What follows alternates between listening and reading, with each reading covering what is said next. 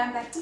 And I'm Lindsay, and today we're here to talk about what exactly is level 2 music at BHVA. So you'll have noticed across a load of our social platforms, blogs, little adverts, little chats, we talk about level 2 music. So we have got a level 2 accredited course at BHVA that is open for people to study. And we're taking bookings for September actually, aren't we? And getting it all up and running.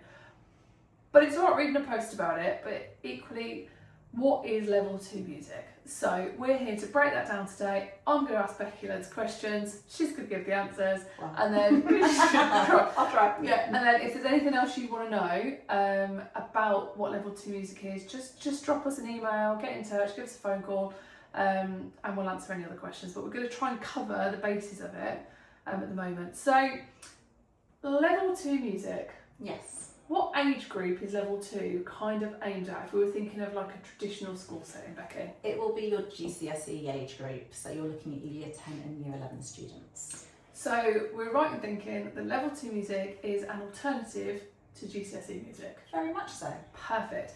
So a lot of schools are, she's laughing at me because she hates the interview, a lot of schools are stopping music. Well, some schools are bringing it back now, which is exciting, but some schools don't have the provision to offer it, or they don't have the numbers, so then the course doesn't run. So one of the sessions we've set up is to help those students, Yes. isn't it? So we're looking at an evening session for students who either haven't got the opportunity to do it at school because it's no longer offered at school, or because of how options are set up at school. So every school works their GCSE options in different ways. Some will do it by blocks, some will do it by just looking at the numbers and trying to curate a timetable from that. There are so many different ways. But sometimes it's just not possible because either it's not in the curriculum for GCSE, or because actually the options and the blocks and the choices don't work out.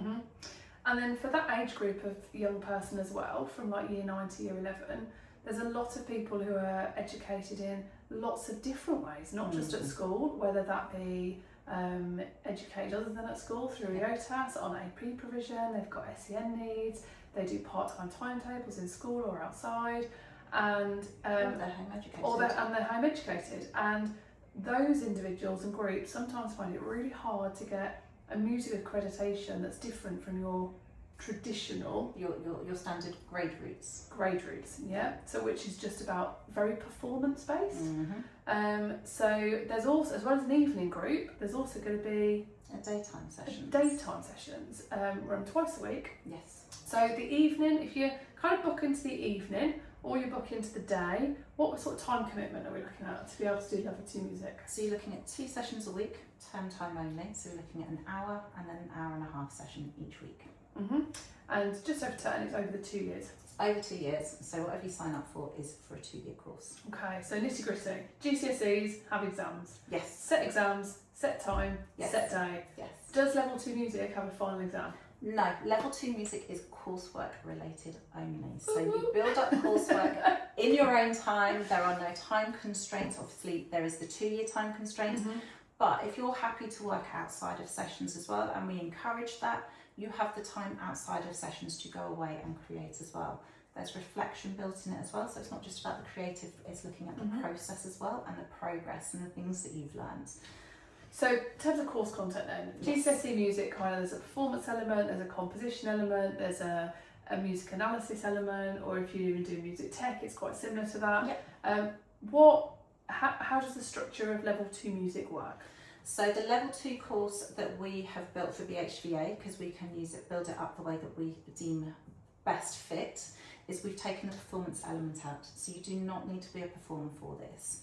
So this can help people who are wanting to go into music production, wanting to go into songwriting, but don't necessarily want to go out and perform, or haven't got the experience, haven't got the confidence, all of that. So we look at building up your musical, fundamental music knowledge through your music theory, how music is put into place. So we do that through our practical harmony module. And at the same time, as long as that, we're working on listening and oral skills as well. So we do lots of listening to music, looking and seeing whether things are bright and major.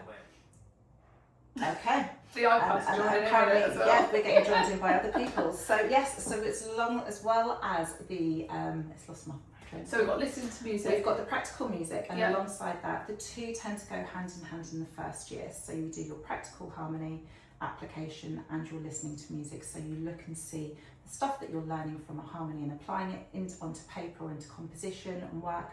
You look at how you can hear it as well, and then that emotional connection. So looking at how that impacts the emotional connotation, how people's perspectives will differ because of their own bias, their own perspectives on it, how they hear music differently. So there's a lot of reflecting, a lot of comparison. Because we've chosen units that suit BHVA best and what we can offer, and it's offering that other side of music that's not just that performance element that people can do on their own. The assessment side of it, obviously there are assessments still. There's no exams, but there are assessments, and the assessments are set by us and the governing the accreditation that we're going through. But what will the students have to do? Like what do those assessments look like for the students on the level 2? So there are 3 modules, so 3 different assignment briefs that you'll have. Each one has around 4 tasks within it that you'll complete. They're all structured in a way to help build you through each assignment.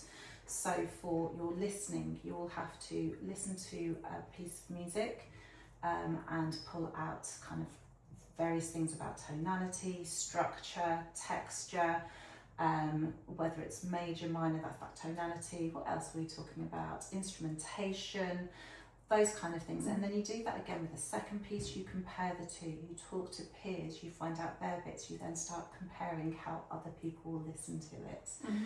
So that is your listening to music side. For the practical harmony application, you will again be given 4 tasks. So one is to create show your understanding of chord structures, particularly around 7th chords, but we will take you through all the way that is built up. Then you go from there, you then have to devise a couple of chord structures over 16 bar progressions. You then choose one of those to create a melody and bass line. And then for both of those assignments, you then have to do reflective practice as well and reflect on what it is that you've learned, what you could do next time, how you found it, all of that side of things. So you know the assignments for the harmony? Yes. Can the students do it on any instrument? They can. The one that works best is figuring it out yourself and then putting it into some kind of music tech program. Because so they can use their own instruments and music tech all at the they same can time do as well. all of that. So they can either do it on paper, write it by hand. If they want to use something like Sibelius where you type it in because you're more au fait for doing that, then you can do that. If you want to use something like GarageBand or one of those kind of music software production things, then we can do that. Again, using keyboards and MIDI instruments to put through. You can then slow it down, speed it up, create what it is at the speed that you can, so that we get this recording at the end. So that sounds all like expensive equipment, Becky. So obviously there's a cost to this, and there is a cost to this, and that's all clear on the website, and you can see, and there'll be a link at the bottom of this vlog. You'll be able to go through and get the details for it. But in terms of, other than the cost of paying for the sessions and the entrance to the exam, which is all incorporated into that cost, what other equipment does the student need to come with when they come to us to be able to participate in everything? If they're coming to us, they don't need any other equipment. That's it. Okay, so you don't need, we're talking about all this, you will have access to the iPads, the technology, the equipment that's needed to upload it. It's all provided here. It's literally walk in, you don't even need a pencil. You can bring one if you want, if you've got your own stuff, but you literally come as you are. If you want to use your own instruments for anything, because we're doing, then you can bring those and share, but there is no expectation, you don't need to bring anything.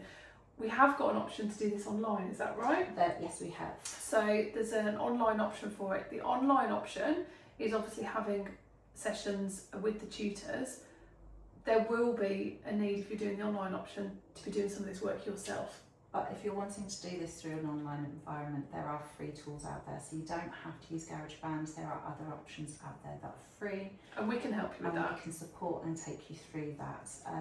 And yeah, even MIDI keyboards, you can get a basic MIDI keyboard quite cheap as well nowadays. Here's the dreaded one. So if you was in school and you were doing a GCSE, there'd be homework, there'd be revision, there'd be tasks to do at home. Where do students stand on that? So if they're committing 2.5 hours a week to doing level 2 music with us, what other commitment are they going to need outside? Is there any other commitment? What does that look like? Not necessarily. However, and it's the second year that gets trickier. The first year you can do within the session time. In the second year we look at the composition side of things, and you create a portfolio of work. So you can create that portfolio of work within sessions, but because of the nature of the creativity of this, it may be that you want to take it home and do a little bit of tweaking at home, or you get an idea at home, so you start notating those ideas down there. But is the key that if they want to? It's if they want to. So the whole course is delivered here within the 2.5 hours a week over the 2 years. If you want to, you can do that added extra, but we cover it all here. Yes. And it's all assessed and moderated internally and then sent off for finalisation and certification. I hate that word, certification. So I think that kind of covers the basis of what it is. You'll see a lot of adverts over the next little while because we've just finalised the timetables and when it's going to be running and all of that information. But if you want to come down and have a chat, if you want to come and have, if you've got any questions at all about that we haven't answered about level 2 music, but I think that's all bases covered, right? Hopefully, Yeah. It's very exciting, and we are very excited to get on this journey with people. We've currently got some students on it already this year, haven't we? So this is rolling it out larger next year and moving forward. So watch this space, give us a bell, get your name on the list, just come down and try it. That's the other thing. We know that it might not be for everybody, so we will offer trials and we can come down and discuss, do a few taster sessions before kind of sign up.